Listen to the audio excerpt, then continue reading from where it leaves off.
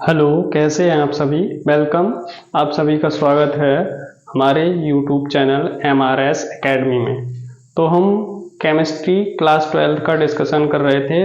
Important topic, पूरा syllabus नहीं, यानी जो बोर्ड एग्जाम के लिए 2025 के लिए बहुत इम्पोर्टेंट टॉपिक हैं उनको डिस्कस कर रहे थे। तो पिछले टर्म पे हमने शायद हेनरी के नियम का टॉपिक पर डिस्कस किया था। इस बार में ये भी बहुत इंपॉर्टेंट टॉपिक है, इसको आपको याद रखना है, वाष्प दाब और राउल्ट का नियम। तो आज इसको डिस्कशन करेंगे। चलो देखते हैं क्या है इसमें। ठीक है, तो सबसे पहले वाष्प दाब। तो वाष्प दाब क्या है? किसी निश्चित ताप पर वाष्प एवं संघनन के मध्य साम्यावस्था पाई जाती है।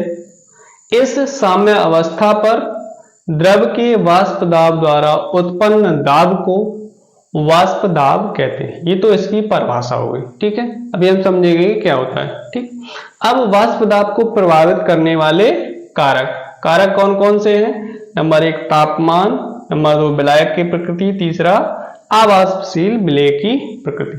तो आइए हम समझते हैं कि वाष्प दाब होता क्या है। वाष्प दाब का मतलब है, हमने यहाँ एक स्ट्रक्चर बना रखा है, ध्यान से देखेंगे तो यहाँ हमने एक पॉट ले रखा है, इसमें एक बैरोमीटर लगा रखा है और इस बैरोमीटर में, इस पॉट में यहाँ हमने क्या ले रखा है? वाटर, पानी। ठीक है, तो पानी ले रखा है। अब इस पानी को हमने गर्म किया, यानी टेम्परेचर दिया। तो जैसे ही टेम्परेचर दिया तो ये पानी किसमें परिवर्तित होने लगा? वाष्प में। पानी किसमें चेंज होने लगा? वाष्प में। जैसे ही हम टेम्परेचर बढ़ाएंगे ये वाष्प बनना तीव्र गति से शुरू होगा। जैसे ही टेम्परेचर बढ़ाएंगे वाष्प बनना तीव्र गति से शुरू। जैसे मान लो हमने 30 डिग्री टेम्परेचर बढ़ाया तो वाष्प स्लो स्लो बनेगी। थोड़ा और बढ़ाया, 50 पे पहुंचे तो वाष्प थोड़ा और तेज बनेगी, और तेज, और 90 तक मान लो और 50 बढ़ा दिया, 40 बढ़ा दिया तो ये वाष्प और तीव्र गति से बनने लगी। लेकिन यहाँ पर देखो, जैसे ही हम टेम्परेचर डाउन करेंगे तो वाष्प कम बनना शुरू होगी। तो अब यहाँ पर हमने एक बात की थी कि निश्चित ताप पर वाष्प एवं संघनन के मध्य साम्यावस्था पाई है। तो ये साम्यावस्था क्या होती है? जब भी ये साम्यावस्था की स्थिति में आ जाएगी, उसी दाब को, जिस टेम्परेचर पर जो साम्यावस्था, जिस टेम्परेचर पर जो लिक्विड वाटर है वो कैसा हो जाएगा? साम्यावस्था में आ जाएगा, यानी वाष्प और संघनन दोनों। तो यहाँ पर एक चीज और क्या हो रहा है? वाष्प के साथ साथ क्या हो रहा है? संघनन भी हो रहा है। अगर हम जैसे ही टेम्परेचर बढ़ाएंगे तो यहाँ वाष्प तो तीव्र गति से, वाष्प मुझे दिख रहा है कि वाष्प हो रहा है, लेकिन जो संघनन हो रहा है वो स्लो हो रहा है, क्योंकि यहाँ पर संघनन की क्रिया कम, संघनन कम टेम्परेचर पर होगा, वाष्प अधिक टेम्परेचर, तो संघनन की क्रिया हो रही है लेकिन स्लो स्लो बहुत, तो हमें यहाँ नहीं दिख रही। लेकिन जैसे ही हम टेम्परेचर डाउन, जैसे हम टेम्परेचर बढ़ाए तो वाष्प तीव्र गति से होगा वाष्पन, लेकिन जैसे ही हमने टेम्परेचर कम किया तो वाष्प की जो गति होगी वो कम हो जाएगी और संघनन की गति बढ़ जाएगी।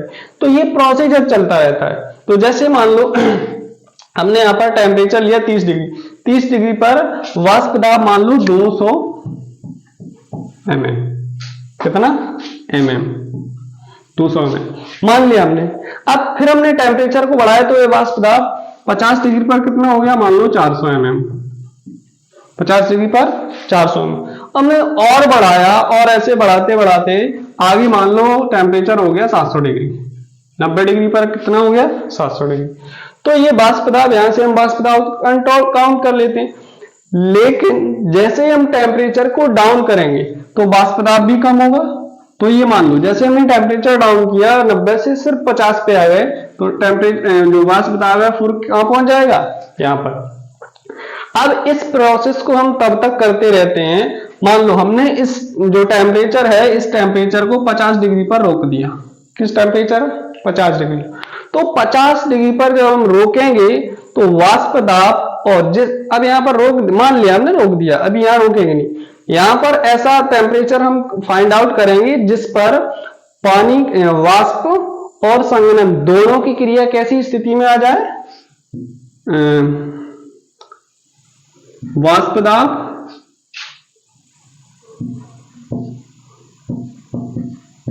और संघनन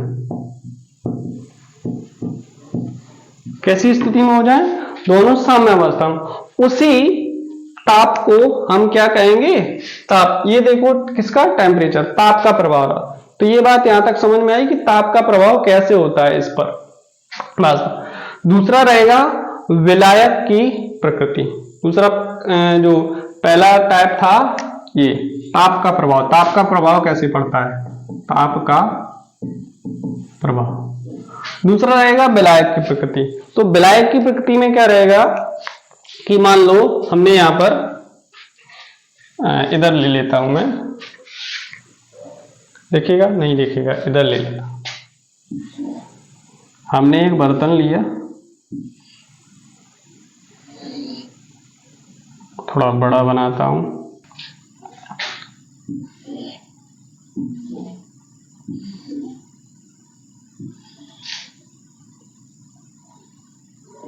और हमने इसमें ले लिया पानी। एक बर्तन लिया और इसमें ले लिया पानी। हमने एक लगा दिया बैरोमीटर। इधर भी एक दूसरा बर्तन लिया और इसमें भी हमने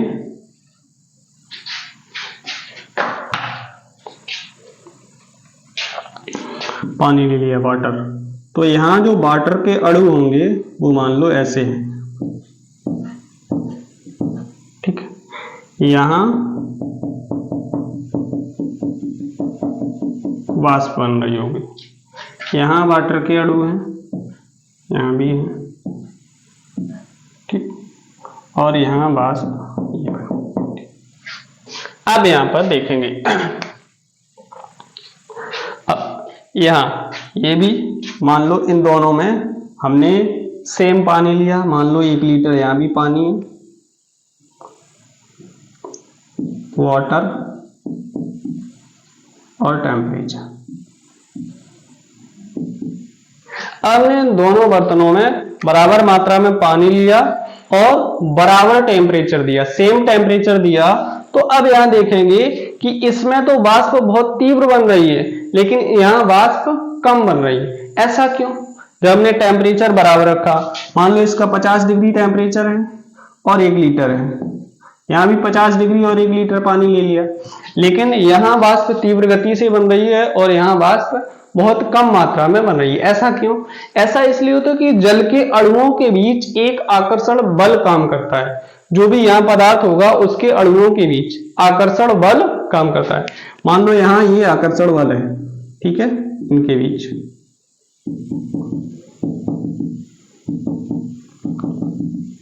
और इनके बीच ये आकर्षण बल है, ठीक है। तो आकर्षण बल करता क्या है? अब जिस पदार्थ में वाष्प बहुत तीव्र गति से बन रही है, उनके अणु जो भी पदार्थ है इसमें, मान लो पानी है, तो इनके अणु, इनमें कौन सा, दुर्बल। इनके अणुओं के बीच कैसा बल है, दुर्बल है, कि इसमें वाष्प ज्यादा बन रही है और इसमें कम। इसका कारण ये है कि यहाँ जो अब ये जो भी विलेय होता है, इसमें अणुओं के बीच एक आकर्षण बल काम करता है। आकर्षण बल, मान लो इनके बीच ये आकर्षण बल काम कर रहा है, ये अणु ऐसे हैं, इनके बीच ये आकर्षण बल काम कर रहा है, और इनके बीच मान लो हमने ये बना दिया, ये आकर्षण, दोनों में आकर्षण बल अलग अलग दिखा दिए। अब यहां पर देखेंगे, जिस पदार्थ में वाष्प ज्यादा बन रही है, उसमें जो अणु हैं उनके बीच एक दुर्बल आकर्षण बल काम कर रहा है। कैसा? दुर्बल। और इनके बीच प्रबल। कैसे? अगर जिस पदार्थ में, पदार्थ दोनों सेम है, टेम्परेचर सेम है, लेकिन इसमें वाष्प ज्यादा बन रही है और इसमें वाष्प कम बन रही है। इसका कारण यही है कि यहाँ जो पदार्थ है उसके अणुओं के बीच जो आकर्षण बल है वो कमजोर है, यानी दुर्बल है। इसके कारण आसानी से इसके जो जल के अणु हैं वो आसानी से ऊपर आ जा रहे हैं और वाष्प बन रहे हैं आसानी से। लेकिन यहाँ पर टेम्परेचर सेम है, लेकिन इनके अणुओं के बीच क्या जो आकर्षण बल है वो कैसा है, मजबूत है प्रबल, तो इसके जो अणु हैं वो आसानी से नहीं निकल पा रहे, तो आसानी से नहीं टूट पा रहे, इसलिए यहाँ पर कम वाष्प बन रही है। ये हो गया विलायक की प्रकृति। दूसरा, तीसरा है अवाष्पशील पदार्थ। अवाष्पशील पदार्थ क्या होते हैं? जैसे मान लेते हैं हम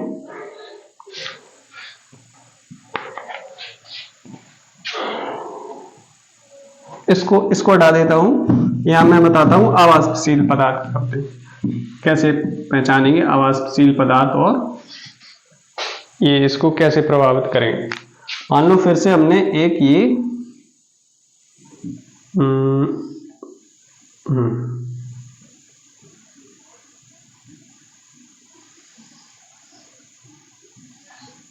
एक बर्तन ये ले लिया या कोई भी ले लो,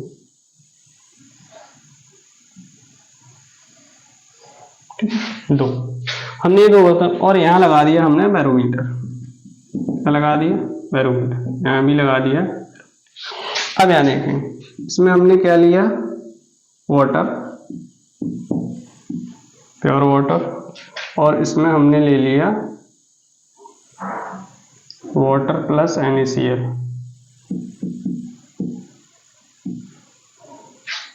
इसमें ले लिया हमने वाटर, इसमें ले लिया वाटर प्लस NaCl।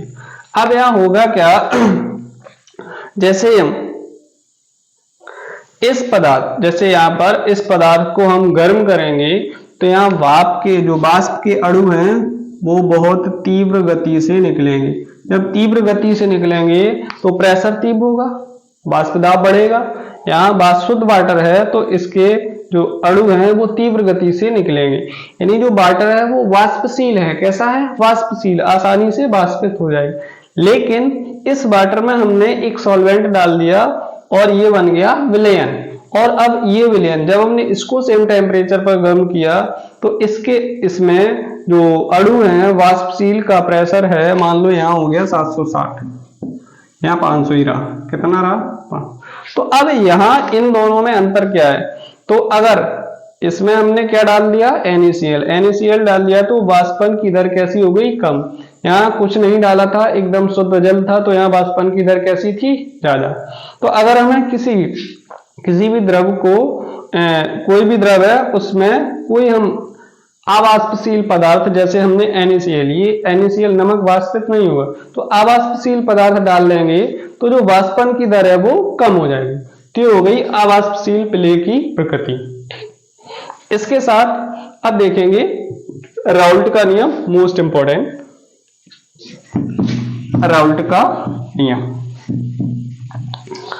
राउल्ट के नियम में क्या है देखेंगे। जब पहले हम डेफिनेशन देख लेते हैं राउल्ट के नियम की। राउल्ट के नियम, जब अवाष्पशील पदार्थ किसी द्रव में घोला जाता है, अभी हमने अवाष्पशील पदार्थ पर डिस्कशन किया था तो उसी के बारे में ये राउल्ट ने क्या बताया। जब अवाष्पशील पदार्थ को किसी द्रव में घोला जाता है तब द्रव का वाष्प दाब कम हो जाता है। क्या हो जाता है, वाष्प दाब कम हो जाता है। अभी मैंने बताया था अगर कोई भी अवाष्पशील पदार्थ किसी द्रव में घोल दिया जाता है उसका वाष्प दाब क्या हो जाएगा, कम हो जाएगा। राउल्ट के नियम अनुसार राउल्ट ने क्या बताया, किसी दिए गए तापक्रम पर विलयन का आंशिक दाब वाष्पशील घटक के मोल प्रवाह के समानुपाती होता है। तो अब हमने यहाँ पर जो भी वाष्पशील घटक है उसके मोल प्रवाह के समानुपाती होगा क्या, विलयन का दाब, किसके, एक दिए गए तापक्रम पर, निश्चित टेम्परेचर। समझेंगे कैसे, विलयन का वाष्प दाब समानुपाती वाष्पशील घटक के मोल प्रवाह। मोल प्रवाह को हम किससे, एक्स से नोट करते हैं, ये हमने बताया था, ये होता है मोल प्रवाह। ठीक है, कोई लिक्विड है या एनीबॉडी कुछ भी मान लो। तो अब यहाँ पर विलयन का वाष्प दाब, वेपर प्रेशर, वॉल्यूम का प्रेशर समानुपाती मोल प्रवाह, वॉल्यूम का प्रेशर समानुपाती, ये लिखने का तरीका है, हमने इसको लिख दिया। अब यहाँ पर जब हम प्रोपोर्शनल हटाएंगे तो वाष्प दाब, विलयन का वाष्प दाब P0 इंटू मोल प्रवाह, जो घटक है उसका मोल प्रवाह। तो P0 क्या है, शुद्ध वाटर है, क्या है, शुद्ध वाटर। यहाँ ये विलयन का वाष्प दाब, अब यहाँ पर जो PS है वो क्या है, विलयन का वाष्प दाब, यहाँ लिख देता हूं, ये है विलयन का वाष्प विलयन का वाष्प दाब, शायद दिख रहा है, अगर नहीं दिख रहा हो मैं बता देता हूं। ये हो गया विलयन का वाष्प दाब, ये शुद्ध जल का, ये शुद्ध जल का वाष्प, और ये क्या है, मोल प्रवाह। हम एक एग्जांपल देख लेते हैं, उससे समझ ले। मान लिया हमने, माना एक विलयन में दो पदार्थ हैं ए और बी, एक विलयन में दो पदार्थ ए व बी दो है। एक विलयन में, मैं पूरा लिख देता हूं, एक विलयन में दो पदार्थ ए व बी है, जिसमें वी वाष्पशील है, जिसमें वी अवाष्पशील है, अवाष्पशील है।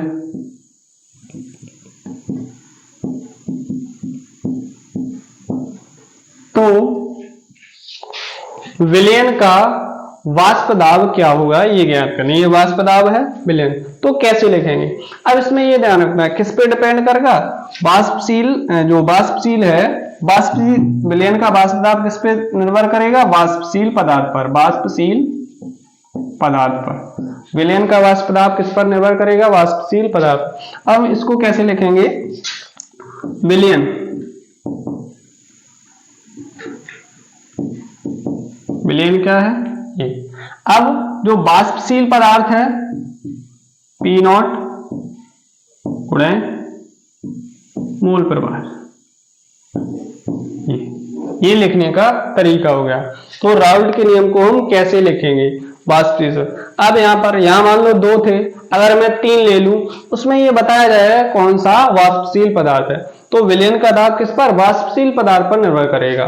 मान लो हमने यहाँ तीन घटक ले लिए, ए बी और सी, तो अब तीन में मैंने बता दिया कि सी वाष्पशील है, क्या, सी। तो अब इसको कैसे लिखेंगे, हम लिखेंगे ये ऐसे यहां पर करेंगे, विलयन सी पी नॉट सी और इंटू एक्स सी, इसको ऐसे लिखेंगे। तो ये हो गया क्या, राउल्ट का नियम। वो अगले टर्म पे अब हम बात करेंगे, यहां तक राउल्ट का नियम। थोड़ा टेक्निकल इशू रहा, कैमरे में डिस्टरबेंस रहा, तो इस वजह से थोड़ा ये सही नहीं हो पाया कुछ चीजें, तो मैं कोशिश किया है। तो इसमें हमने राउल्ट के नियम को लिखते कैसे इसको बताया है। इसके साथ साथ अगले लेक्चर में हम इसके कुछ न्यूमेरिक करवाएंगे, वो इंपॉर्टेंट रहेंगे, ठीक है। तो आज इतना ही रखते हैं, न्यूमेरिक अगले सेशन में न्यूमेरिक कराएंगे, तो आज इतना ही रखते हैं।